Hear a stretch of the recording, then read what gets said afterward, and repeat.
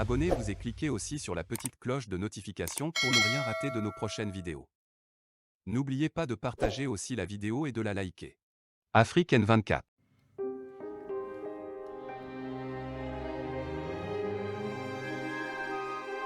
Caron, bonsoir. Je vais répondre à tes inquiétudes. Bonjour à tous, chers frères et sœurs. Un cœur pour le Togo. Chef Ali, merci beaucoup pour toutes ces révélations. Vraiment, il est grand temps de déballer les choses. Il est grand temps de classer et déclasser certaines personnes dans la vie politique de notre pays.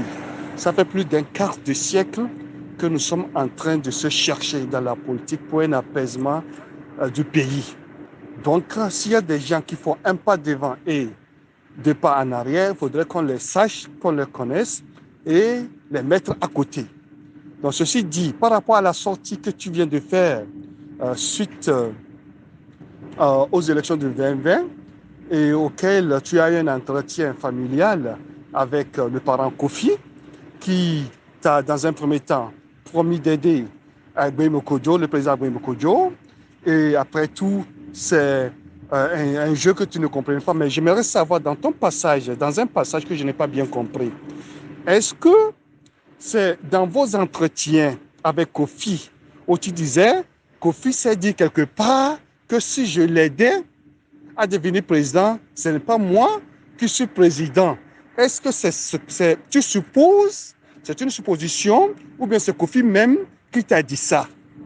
Et tu vois, il faut que ça soit clair pour tout le monde, comme ça on sait avec qui compter et avec qui ne pas compter prochainement. C'est tout. C'est tout ce que j'aimerais que tu nous clarifies, moi que tu me clarifies.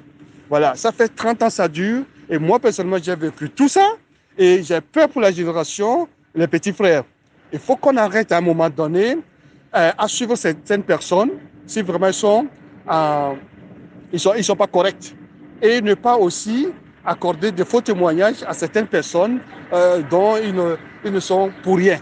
Voilà, donc il faut être clair, nous sommes fatigués. 30 ans, franchement, nous sommes fatigués. Donc, tout ce que tu avances avec Kofi, il faut que ça soit clair, parce que le verbe utilisé, la conjugaison utilisée, pour moi, ne m'a pas convaincu, mais j'aimerais vraiment savoir ce qui je peux compter prochainement. Merci beaucoup, Ali. Dans ma sortie, j'ai parlé de Hannah Arendt, qui a parlé du monstre qui vit en tout homme.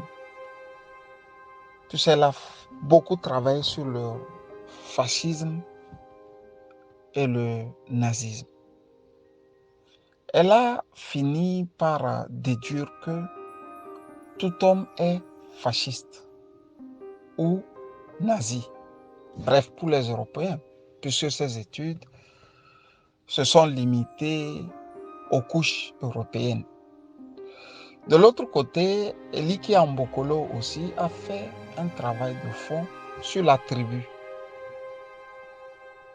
Dans un livre qui reste comme une Bible pour ceux-là qui veulent comprendre le fonctionnement de nos tribus, de nos ethnies.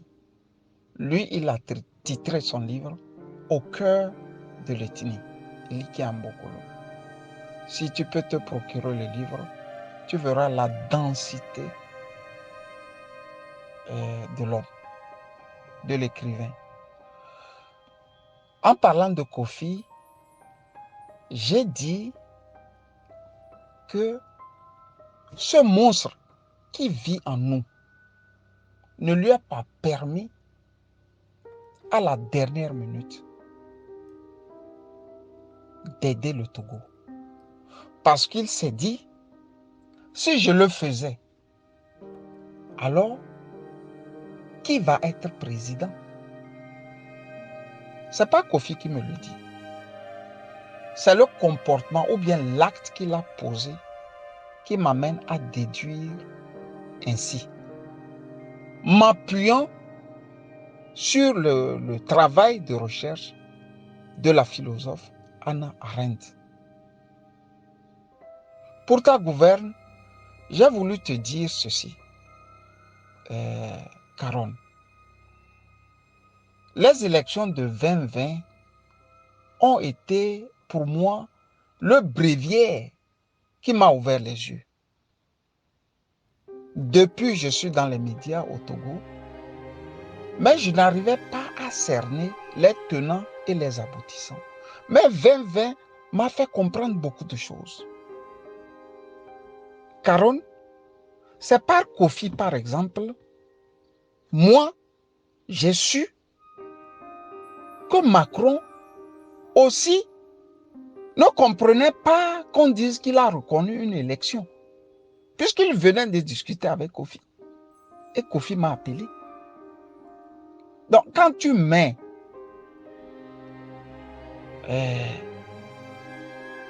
un tel, comment dirais-je, quel mot dans le journalisme nous avons. Quand tu mets ce truc-là dans les mains d'un journaliste, nous avons un mot pour ça, mais prends ça, il vient de m'échapper. Tu mets une petite preuve dans les mains d'un journaliste, c'est que tu veux qu'il le balance. Je ne suis pas une personne ordinaire ou bien un cabaretiste ou tu lui dis quelque chose dans le cabaret et puis vous prenez la bière et puis ça s'arrête là. Non.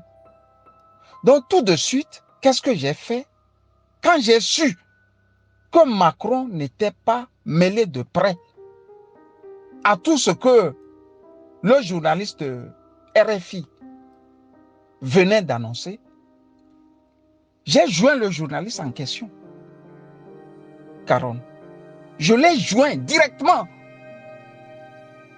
Et il va concrétiser le soupçon. Qu'est-ce qu'il a fait? Il s'est débranché carrément. Il a enlevé sa photo profil. Et il m'a coupé. C'est là que j'ai dit, la piste est bonne. Il faut encore travailler davantage. Donc, j'ai passé au moins 3 jours comme ça, à faire le ping-pong comme ça, dans les appels téléphoniques, ou bien par les appels téléphoniques, avec Kofi Yamiam. Donc, à la fin, quand nous sommes arrivés à la conclusion selon laquelle il y a eu mensonge et qu'un simple journaliste de RFI venait de rouler tout un peuple, je dis tout un peuple, mais tout le monde était galvanisé. Moi, je ne sais pas. Je me disais cette fois-ci, si c'est un journaliste qui a menti, 8 millions de Togolais, c'est un autre journaliste aussi qui va umkippen, c'est-à-dire le mot allemand, umkippen, qui va renverser encore l'ordre établi par un journaliste. Donc, j'étais euphorique en faisant tout ce travail. Caron. C'est pour ça que j'ai tout fait et j'ai mis Kofi et Agbome en contact. Ils ont fait 45 minutes. Et le premier, le grand frère, comme Agbome l'appelle, je crois, a promis au petit frère, je descendrai à Paris et je te reviens. Puisque Kofi vit en Bretagne. Donc il va aller à Paris, grimper les marches-pieds de l'Élysée et revenir. Parce qu'on ne peut pas avoir fait tout ce temps avec les politiques français et ne pas pouvoir aider son propre pays. Donc nous étions euphoriques. Moi, j'étais euphorique. Mais, Caron, il y a quelque chose. Je me méfie des politiques. Mieux, je ne les aime pas trop que ça. Donc, tout ce qu'Agbome va faire avec Kofi, ce n'est pas mon problème. Moi, mon problème, c'est d'avoir le mensonge là qui venait de s'opérer au nom de 8 millions de Togolais.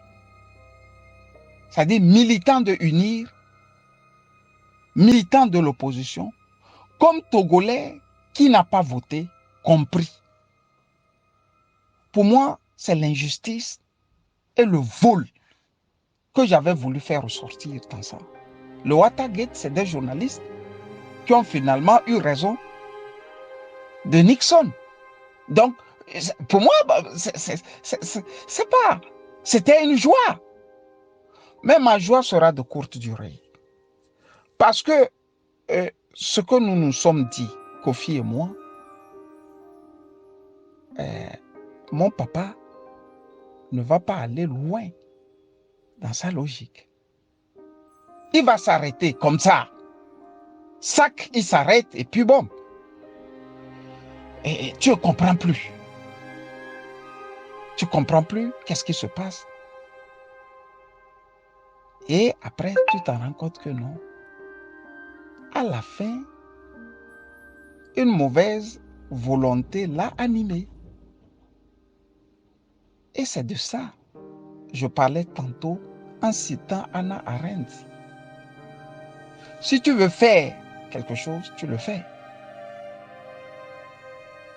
C'est quand tu as fait et tu as échoué que tu te dis, au moins j'ai fait. Mais quand tu as promis de faire et tu n'as pas fait, ce qui veut dire que tu as roulé les gens. Tu vois. Puisque lui, Kofi, c'est que Emmanuel Macron lui a bien dit ça. C'est lui qui me l'a dit. Nous protégeons nos sources, mais ici, c'est le peuple togolais. Et moi, je suis passé aussi à la vitesse supérieure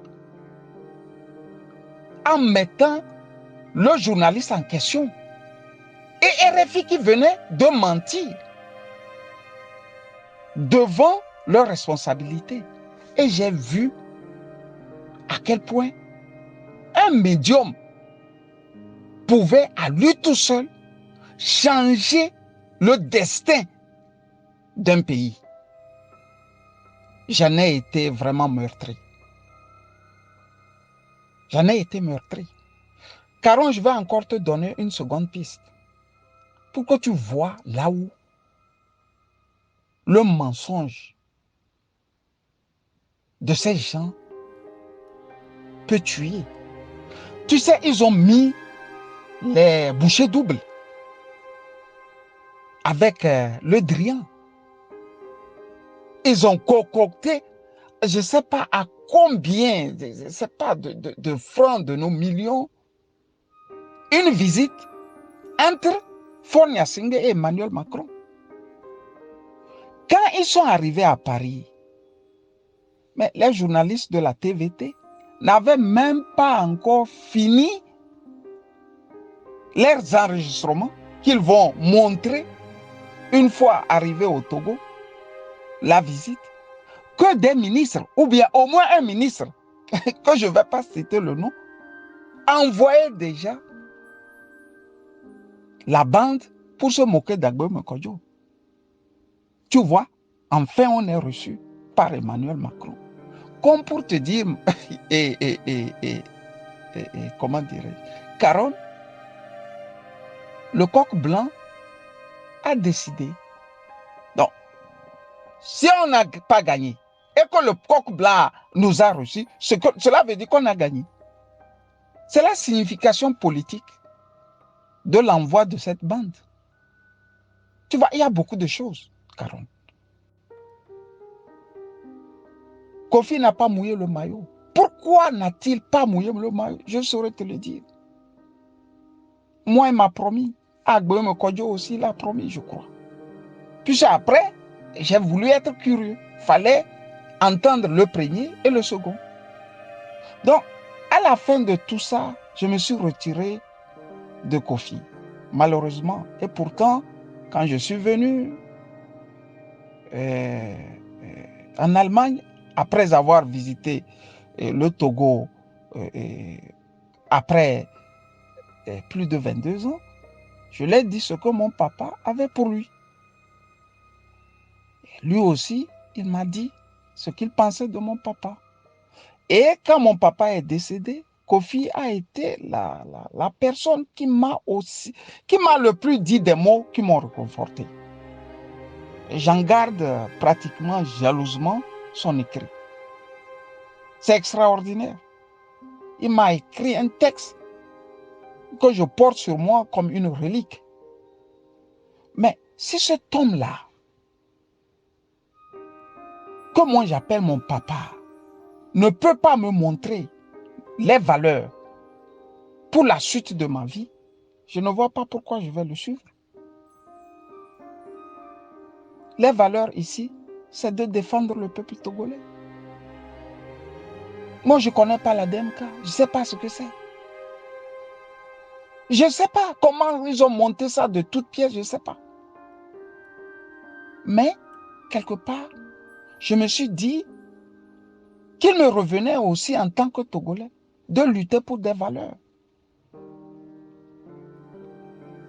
Caron. Je suis très triste, mais voilà, c'est la triste réalité. Il faut vivre avec ça. Et te dire que bon, le monstre de Hannah Arendt vit en tous les Togolais. Il vit en nous. Il suffit seulement que l'occasion se présente pour que nous le manifestons par nos actes, par nos comportements. Sinon, je ne peux pas comprendre qu'un opposant combatte un opposant en pleine dictature. C'est que le monstre-là est en train de le bousculer.